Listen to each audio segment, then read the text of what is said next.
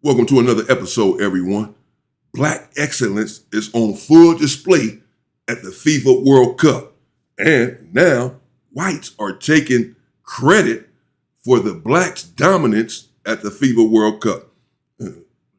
Normally, they don't want blacks there in the country. They're not claiming these individuals. But now that blacks are thriving at the World Cup, they're taking credit for it. But we're not going to let that happen here.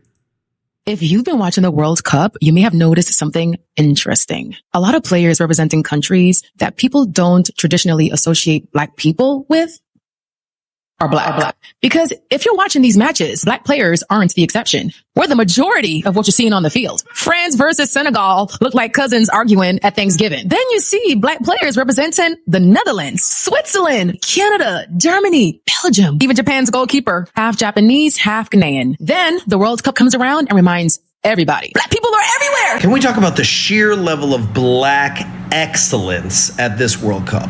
It started 2 weeks ago when Julian Quinones of Mexico scored the first goal of the World Cup. Quinones originally from Colombia. The first goals of the U.S. are from Balogun, who's from Brooklyn, lived a majority of his life in England, and his parents are Nigerian. One of the top scorers in Sweden is Eritrean. Nico Williams is one of the top strikers from Spain, but his brother plays in Ghana. All the goals scored by the Dutch team this World Cup has come from black players. The Dutch team actually has 14 players of African descent on their team. I've been to the Netherlands. I don't think I met 14 black people the entire time I was there. Right. Exactly. But when it comes to playing sports, then now they have all of these blacks on the team. These are the same individuals that can't go to their countries and eat at their restaurants. But they want to take credit for them and have them on a team for the World Cup and have them win the World Cup for them and take credit saying that these individuals played for the country and won the World Cup, but you don't consider these individuals your fellow countrymen. These are the same individuals who you want out of your country.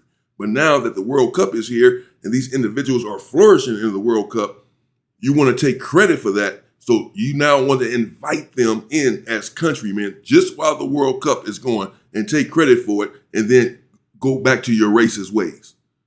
If you're watching this World Cup, there's one thing that we're all seeing. There's black people everywhere. The France versus Senegal game, it looked like Africa versus Africa. Everybody was black.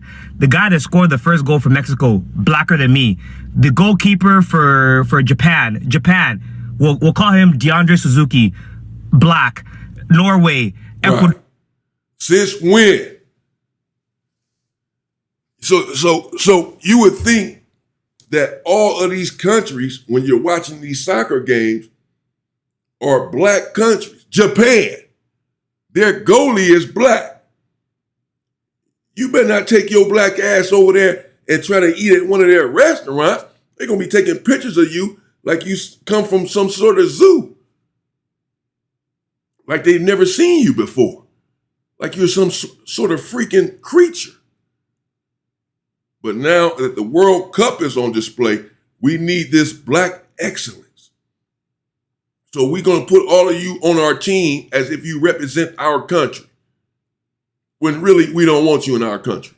Man, get out of here. These individuals are just using our brilliance per normal and taking credit for it. Black people on both teams. There are black people everywhere. If you ever thought you were a minority, just watch the World Cup. It don't matter what team you watch, you finna watch black excellence. Because apparently, we're the global majority. Okay, I was watching Switzerland. I said, how'd they get all those black players? They didn't even colonize anybody. That's just where the colonizer parked their money. But then I watched Qatar get washed by Canada. Most of Canada's team was black. I know I ain't the only one. I said, how many people did Harriet Tubman take up there? But then I looked again, and half of Qatar's team was black. Apparently gold ain't the only thing that the UAE and Qatar are taking from Sudan. Too much? Sorry, there are a lot of Afro-Qataris there because of the East African slave trade from the 17th to the 19th centuries. And that's exactly what it is. From the slave trade of the 17th and 19th century. And these individuals now want to take credit for all that is going on in the World Cup. This once and not again. But Africa, come here, because today we are not whispering. Today we are not asking for respect. The whole world needs to open their goddamn eyes and look at what African football is doing. South Africa, Ghana, Cape Verde, Egypt, Senegal, Morocco, Ivory Coast. One by one, our nations are standing up and saying, we belong here. And this is what hurts me, because Africa always has to fight twice as hard to get half the credit. Because when others win, they call it quality. When Africa wins, they call it passion. When others defend, they call it tactics. When Africa defends, they call it survival. No! Put respect on African football, man. This is talent, yeah? This is discipline. This is heart. This is generations of people who grew up with no perfect pitches, no perfect boots, no easy roads, but still carried dreams bigger than goddamn stadiums, yeah? Africa is not here for sympathy. Africa is not here to be your underdog story. Africa is here to compete, to fight, to shock, to rise, and to remind everyone that football lives in our blood. This World Cup is not just seeing Africa. This World Cup is feeling Africa. Africa, they cannot ignore us now. They cannot ignore us now. Stand up and rise, my boys. They'll still find a way to ignore us. They only want to use us now for the World Cup. Once the World Cup is over, they're going to tell the same individuals who they are right now venerating to get out of the country. We don't want you here. You can be here as long as you can win the World Cup for us, and we will claim you as one of our countrymen. But as soon as the World Cup is over and we win the prize, you can get the hell out. Stand up and rise. Like Ghana say, roar! I don't know if it's just me, but there's hella black people in the World Cup this year. Like, we've always made the joke that the France national team is all black. But I'm looking at all these other teams, and half of these teams are all black as well. Whether it be obviously black teams like the African teams like Congo and Senegal, but I'm also looking at Canada, half of them are black. Looking at Switzerland, all of them are black. Look at the U.S. top scorer right now, Balogun. You think his name is Balogun? That's Balogun. That's a Nigerian man. Germany has hella black players, from Leroy Sané to Musiala to Rudiger. The first scorer of the World Cup from Mexico was a black Mexican. England, black. Netherlands, black. Look at Sweden's striker, Isak. That is an Ethiopian man. I know a lot of it is due to immigration or colonialism and multiple different reasons, but I just find it pretty interesting because people are so quick to discredit black people in every other way, never want us to be in any positions of power, never want us to do anything great. But the second we're doing good representing the country, all of a sudden it's, oh my gosh, go them, which I think is pretty crazy. Back to the World Cup. In typical colonial fashion, the players are black, but the coaches are white. Even the African teams, South Africa, Congo, Ghana. You know, white people get so uncomfortable when we're in charge. I mean, that's why the FBI had an entire room for the city of Compton when it became the first city west of the Mississippi with a black mayor. It's also the reason that the CIA assassinated Patrice Lumumba, the leader of Congo, staged a coup d'etat of Kwame Nkrumah in Ghana, and provided intelligence that led to the jailing of Nelson Mandela in South Africa. Too much? For some reason, the West believes that the people who built their empires need overseers. That's the only reason I feel some type of way about the white coaches. I think this is the perfect moment to say, this is the real map of the world. This is the size of Africa. This is the map that the African Union is finally campaigning for. The one with the real measurements. Because in European maps, Greenland and Africa are the same size. But Africa is 14 times larger in real life. Look, we have never been a minority. There is nothing about us that is small. We are the cradle of civilization. And everything comes from us, including these whoopings on a soccer field. Anti-blackness is a global issue, but you wouldn't know that from looking at these World Cup teams. So let's talk about how all these countries are comfortable using black bodies for entertainment and otherwise pushing them to the side. Today we're going to talk about Europe as a whole, because why not start there? In later editions, I'm actually going to go through country by country and talk about some of the history of how this happened, right? Like, why are these teams so overrepresented by black players? And what does the history look like? Today, we're just going to show the stats because they're jarring. Let's start with France. It's hard to track down France's black population because they don't do their census the same way we do, and we'll get into that. But France has an estimated black population of 3 to 8%. Their team, however, is at least 60% black. And I want to be clear that these are conservative estimates. This is not including ethnically ambiguous people. This is about race, right? Like, would these people be viewed as people with African descent most of the time by most people? England estimated 4% black population. At least 45% of the team's black. Again, all of these are estimations. It doesn't matter that it's not exact. The gap is jarring. The Netherlands, 3 to 5% black population. 35+% of the team is black. Belgium, an estimated 3% black population. At least 30% of the team is black. Yeah. Let's wrap it up for today with Germany, which has an estimated less than 2% black population, but like a quarter of the team is black. In a couple days, I'll start going country by country and talking through some of the history, and we're not stopping at Europe. We have a lot to talk about in South America, don't we? Right, I know what you're thinking. Yeah, how can you explain that? How can you explain these countries having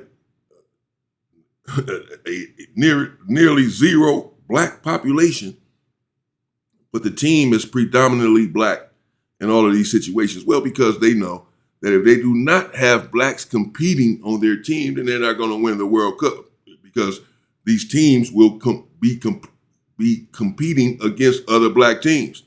These teams will be competing against legitimate all black teams in Africa, Ghana, and etc. And so, hey, if you do not stack the deck with these players, then you don't have a chance when they go up against these other players. So again, they want these individuals on their team just to win the trophy.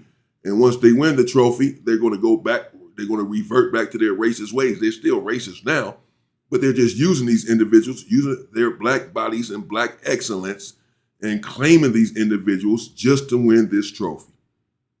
And then when they're done with us, they're going to kick us out like they always do. I know what you're thinking. I said I know what you're thinking. But trust me, your eyes are not deceiving you. This is Japan's very first black goalkeeper. And his name is Zion Suzuki. This guy has popped up fresh on the scene with blonde highlights, moving mad. And the craziest thing, this guy is actually an insane goalkeeper. If you've been watching Japan this World Cup, you've seen this guy's actually making some mad saves. So his dad's African, his mum's Japanese, and he took his mum's second name because he knew he was moving to Japan. And obviously, you can't be going to Japan with an African second name. He was born in America, so had the opportunity to play for America or Japan. He obviously chose Japan, and now he's going on to be one of the stars of this World Cup. Don't let the blonde highlights fool you, because this guy can move. Apparently, he's had offers already from Manchester United. So they're replacing Onana and bringing in Suzuki. Not sure how Manchester United fans feel about that, but this guy is young. If you head over to Twitter and type in Zion Suzuki, shit gets crazy. But over here, we're keeping it PG. The best part about the World Cup is finding out that we got black people in places I never would have even guessed. Yup. Represent, brother. His dad is Ghanaian. His mother is Japanese. Blasia, congrats on another victory. I'm also going for every island nation that got black people in it. Cape Verde, Molly whopped them Europeans. Curacao, every moment you are on the field, you got a supporter from Black America, and your hair is amazing. Speaking of Black America, this is the blackest American team I've ever seen us have. No wonder we the most successful. Ha! We are outside, bro. We do this sport, and this is the best World Cup I've ever seen. 9 out of the 10 African countries have qualified for the next round. What they saying now? What they saying now? I'm a Nigerian. My country's not here, but this is one of the proudest I've been for African teams, even prouder than AFCON in itself, because the narratives that certain big pundits, aka Jamie Carragher and other people, diminish in African countries, talking about their style of play, that they're just here to, make up the numbers, and Italian people saying, oh, why do African countries have so much allocation? Because we're so shit, we can't make it. Shut up. Shut up. Shut it. Shut it. Look at them. Look at it. Yes. 9 out of 10. 9 out of 10. 9 out of 10 made it to the next round. 9 out of 10. 90% win rate. 9 out of 10. This is why they have these 9 out of 10 African countries made it up. to the next round. This is who they're going to have to face. They have no choice but to stack the deck. They have no choice but to get as many brothers on their team as possible if they're going to be going up against all African teams, all brothers. They're going to get whooped. They know it. Messi is going to get all of the coverage and get all of the hoopla. But it's the brother that's on the team that's doing all of the damage. African countries went through.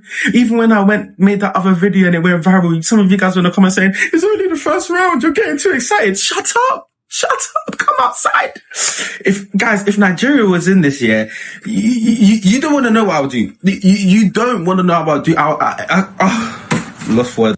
Look, historical World Cup for African teams, 9 out of 10 of them mashing work, proving the doubters wrong, again doing it against big oppositions. You have the likes of Cape Verde, who are one of the smallest nations in this thing, somehow getting out of their group. They had a 1% chance. 1%. Cape Verde. Not only are your women beautiful, but what? You want to play beautiful football as well? Combination. Bomber class. Joseph, why are you so excited? From before I've been making content, I've been an advocate. I don't know if that's the right word, but I've been a pioneer of European footballers playing for their countries. Come back home. Come home. I promise you, if some of these ballers that play for England, France, Germany came home, we will dominate this shit. I'm so passionate about this, guys. I don't think you understand. We would dominate this shit. Yeah. Some of these European countries, if we got our players back home, if they came back to their roots, European teams would not have shit. And I mean jack shit on us. They wouldn't. Look at most of those big European countries. Most of them are us. They're us. They're Nigerian, they're Ghanaian, they're Congolese, they're Ivorian, they're Algerian. If they came back home, we would... Some of these European pundits, the way they talk, they wouldn't have mouth to be talking like how they are. We would absolutely run shit, bro. Oh, but we digress. 9 out of 10 countries, I take it. Tunisia, unfortunately, little participation trophy, but you fought the good fight. Now let's go on. Who can make it into the round of 16? Who can make it into the quarterfinals? Dare I say it, into the semis? Let's go on a run. Fuck it. We're vibing right now. Africa to the world and back. Heck, even the Japanese goalie, he's from New Jersey. And if we're talking about the most talented team in the World Cup, who used to be referred to back in 2018 as the last African team. Why were they referred to as that? Because look at their team. All of their best players are black, of African descent. But besides the individual black excellence, let's talk about the teams. The Cape Verde goalkeeper had 27 shots on goal by Spain, and still they tied them. One of the biggest upsets of the entire tournament. Now this goalie's amassed 15 million followers on social media. Now Cape Verde, one of the smallest countries in the World Cup, just qualified for the round of 32. Yep. DR Congo had already won the World Cup for the most stylish team, and then they went on the pitch and tied Portugal. They may still qualify for the round of 32. Ghana tied England, and frankly probably won that game if it wasn't for that shady call. Haiti scored their first goal in 52 years. Even the small Caribbean nation of Curacao got its first goal and first point ever in the World Cup. 10 African nations made the World Cup, and potentially 7 of them may qualify for the round of 32. Why is the U.S. roster so good this year? Half of the team is black. Half of the team is black. That's why they're so good. And these individuals, again, all they want to do is take credit when these individuals bring the trophy home. Other than that, they don't want these individuals representing their country in any other way. They don't want these individuals a part of their country in any other way. They're not welcome. But when it is time for the World Cup, now we're going to put all of you on a team and say that you represent our nation. A bunch of hypocrites. Huh? I thought y'all didn't like multiculturalism. I thought y'all didn't like too many darker ethnicities really getting up into the pot. Yeah. You know, y'all wanted strong borders until it's time to get on that field and play some football.